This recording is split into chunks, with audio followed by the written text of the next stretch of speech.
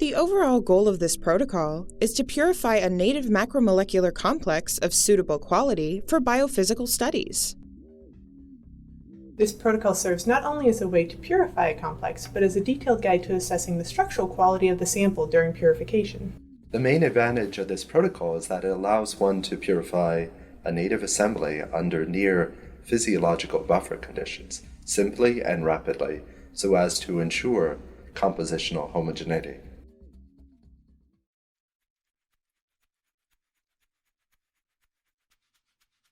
After centrifugation of S. cerevisiae cells and decanting the supernatant according to the text protocol, add 2 milliliters of chilled lysis buffer and swirl, and/or use a 10 milliliter serological pipette to suspend the pellet.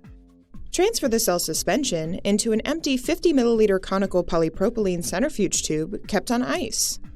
Then, use an additional 2 milliliters of chilled lysis buffer to wash each centrifuge bottle and add the solution to the 50 milliliter tube. After determining the wet weight of the cell pellet, create a liquid nitrogen bath in and around a 50 milliliter conical polypropylene centrifuge tube. Next, draw suspended cells into a 5 milliliter syringe and connect a 16 gauge needle to the syringe.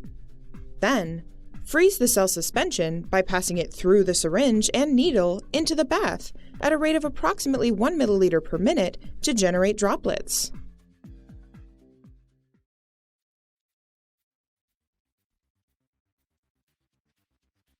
To lyse the yeast cells, begin by using liquid nitrogen to pre-chill a coffee grinder.